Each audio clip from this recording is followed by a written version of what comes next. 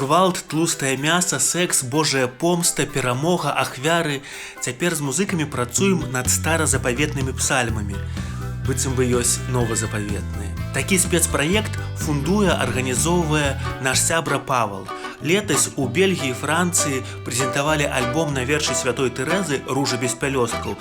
Глядзіце, слухайце яго на ютубе. Аддаць з любові усё з любові аддаць. А сёлета зноўку пры падтрымцы па ініцыятыве Паўла адаптуем тэксты псальмаў, пішам музыку, ствараем на новы лад псальмы Давіда. Памятаеце гісторыю Давіда? Малодшы сын, пастух, перамог Галіафа, шпурнуў яму камень у лоб.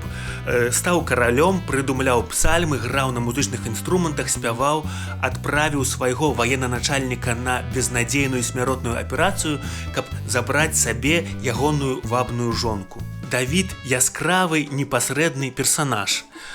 Вось каўчэг запавету, залатая скрыня, у якой знаходзіцца Бог. Нехта выпадкова дакранаецца да гэтага каўчэгу і памірае. Давід: «О не, не трэба мне такога шчасця». Але ў горадзе, дзе прыбывае каўчэг, пачынаецца росквіт, дабрабыт, і тады Давід: «Хутчэй вязіце каўчэг да мяне». Каўчэг набліжаецца да Давіда у адной кашулі, кароль пачынае скакаць і танчыць каля каўчэга.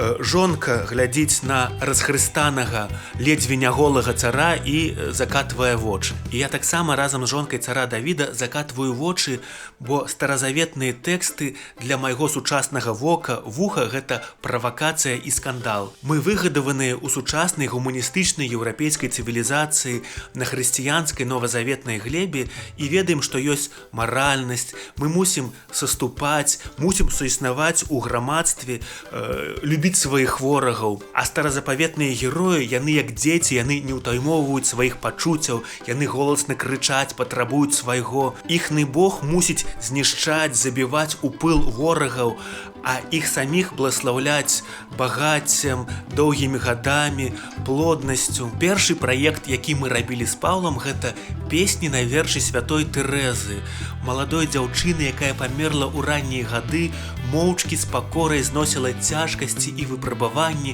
не ўздымала свайго голасу.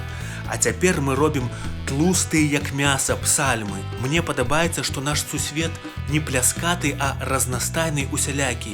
Там ёсць месца для цара, які перамагае ворагаў, і для беднага, няшчаснага, сучаснага чалавечка. Сябры, спадзяюся, псальмы з'явяцца восенню.